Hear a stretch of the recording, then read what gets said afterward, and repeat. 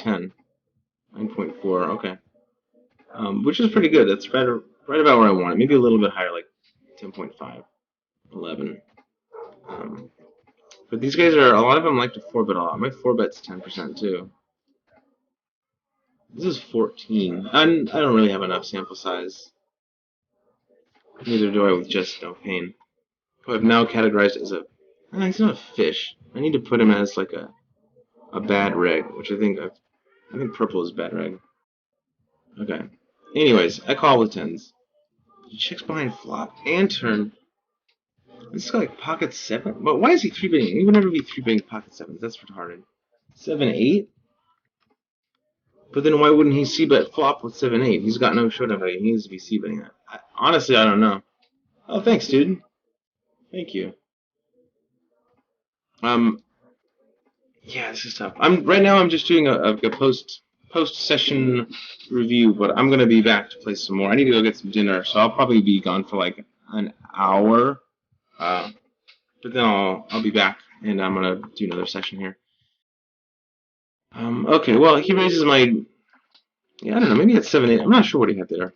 Okay, I have Kangs. It's pretty gross. A fish, a pretty aggressive fish here.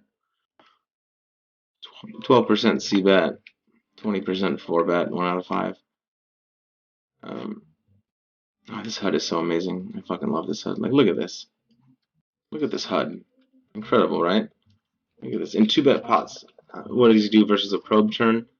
And versus probing the river? I mean, this is incredible. What does he do versus a float flop? Like if you fold, check, or raise? It's amazing. This is an incredible HUD.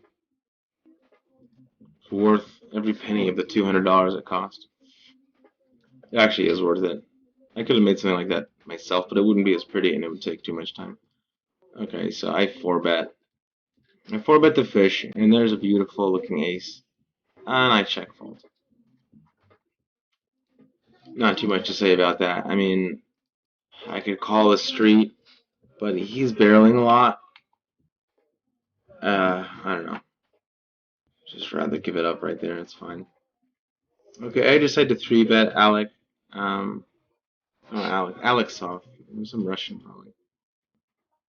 And then we can see. What am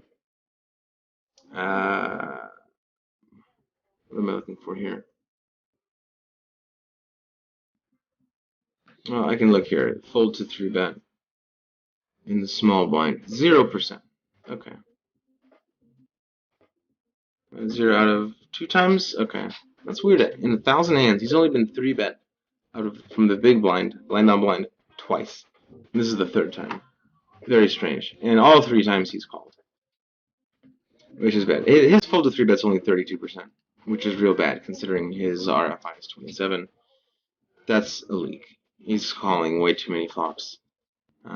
His fold to 4-bet's only fold 4-bet is only 33. He has trouble letting go hands pre-flop. So I c-bet,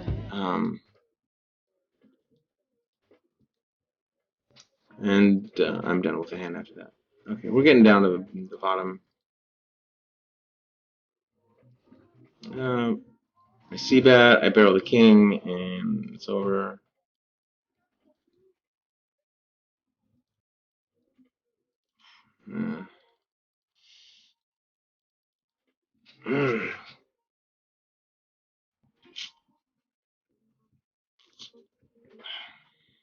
Is there ever a call on this river? Can I hero call this river ever? Probably not.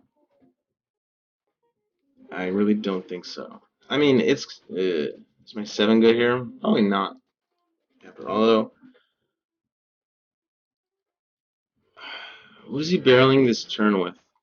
He shouldn't be barreling it with things like ace, king, and king, queen. But these guys aren't necessarily good players. 25 NL, ACR, and Ignition. Nice, dude. Yeah, I used to play on Ignition and I switched to ACR. I've only been playing here for like a week, 2 weeks. Just for the rakeback, really. The rakeback and the bonuses are pretty awesome. and just grinding 100 no limit. If you grind enough, um, like one of these, like a lot of these guys are getting the $1,000 a week bonus, and one of them, Igla, plays 100 no limit, and he's at the top of the leaderboard and gets $2,500 a week in the bonus every week consistently. Like, which is pretty incredible. If you can grind 100 no limit and make an extra 10,000 a month on top of the profit that you make, that's like, I mean, that's good money. So I'm in it for the profits and the rake back too. Uh, it's pretty amazing.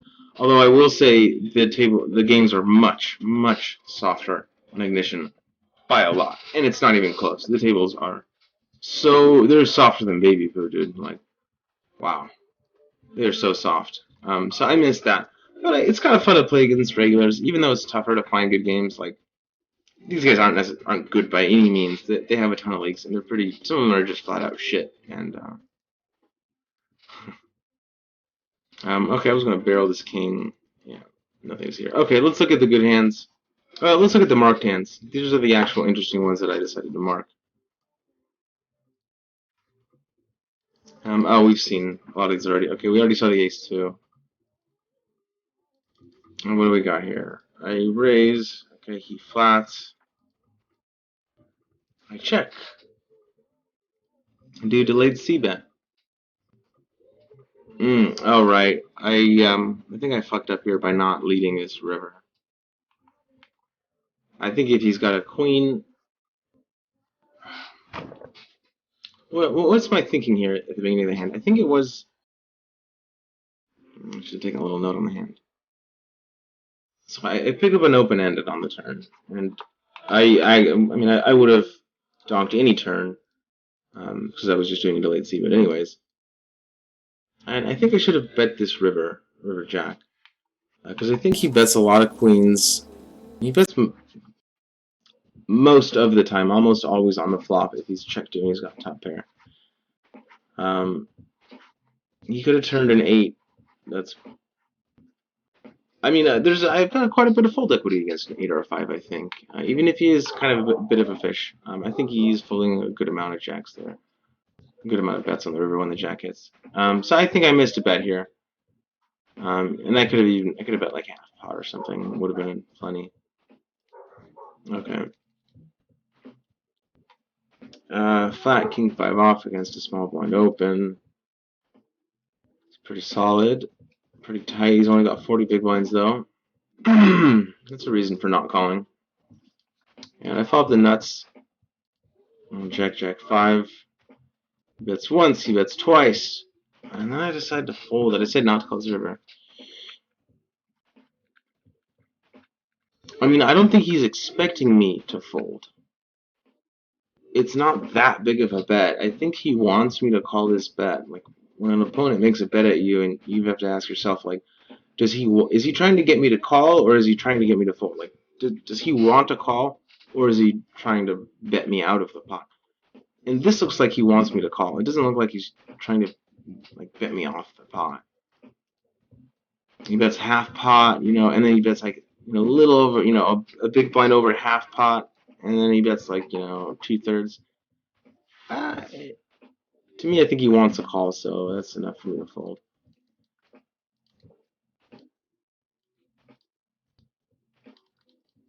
Okay, yeah, this hand. I think I can find a call here on the turn.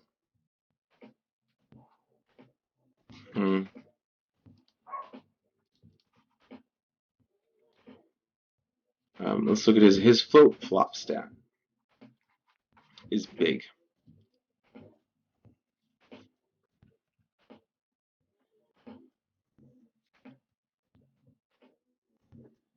Float flop in a 2-bet pot.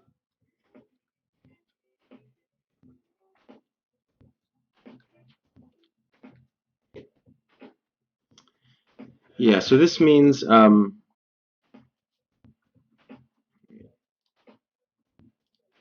I reading this right? Versus float flop. If he's versus a float flop, this is what he does. He checks, I bet. Okay, so this one, I still don't know how to read these HUDs completely. Okay, so this would mean I check on the flop, but I'm not checking on the flop. He's the one floating. Oh, float turn. Oh, okay. Just kidding. So it's this one. It's float turn. Even though he's floating the flop, it's just worded weirdly. Okay, so I bet the flop. He calls. I check the turn. He bets 33% of the time. And then you can see what happens if I raise. If I check raise the turn, you know how often he folds. And if I call the turn and then I check the river, how often he's also betting the river. So really cool flow charts here. It's really, really cool. And once I get more stats, this will all make a lot more sense. Like for me with 16,000 hands. Oh yeah, it's got this cool like bet sizing thing. Like how often are they betting like certain sizes from what positions, so you can like tell if people are changing their pre-flop raise size based on what they have. Cool shit. Oops. Like here we can see like how often I'm floating the flop. Quite a bit actually. 81% float. Or I guess it would be down here.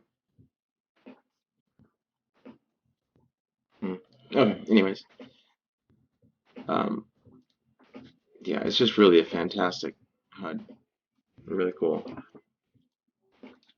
So, am I check calling here? Because I think I have the best hand. I think I do have the best hand a lot of the time. I don't think so. I think it's fine. It's close. But man, it's floating a lot. It's floating 80% of the time. That's as much as I float.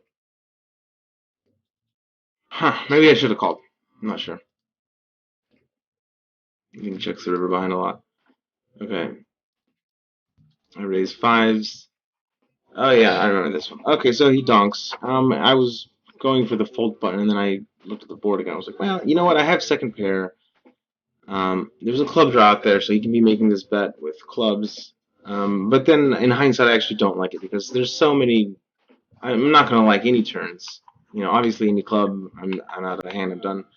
And any turn except for a three is gonna be an overcard. So like, I'm not happy.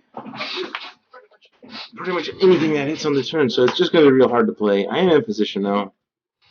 And then of course I'm done with the hand. King.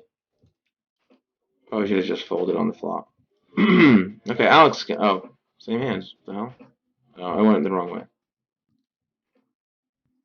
Okay, let's make hands raises. I 3-bet, which I like because his RFI is 33, his VPIP is 52.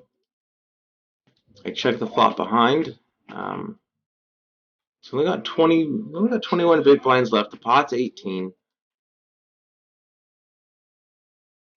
Oh, right, yeah. So I think I missed a value bet here on the river because he checked the river so fast. He checked it real fast. So super standard. I check flop behind so I can induce.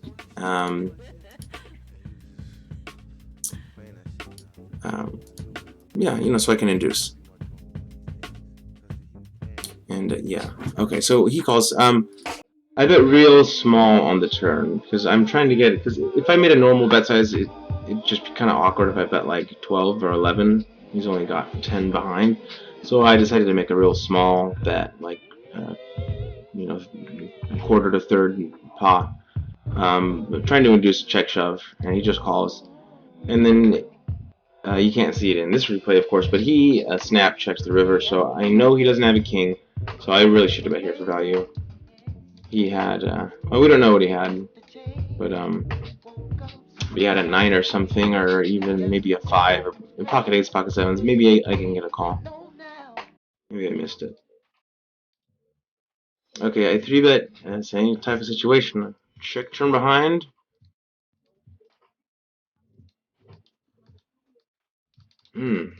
Exact same type of spot? Wait, what was my, why did I put this one up here? Okay, I 3-bet. Check flop behind. Bet turn for value and to protect against clubs. And then this river. No, I should be checking behind here. I don't know what I'm thinking about. I don't know why I marked this one for review. No idea. Okay. He's king 3-bet.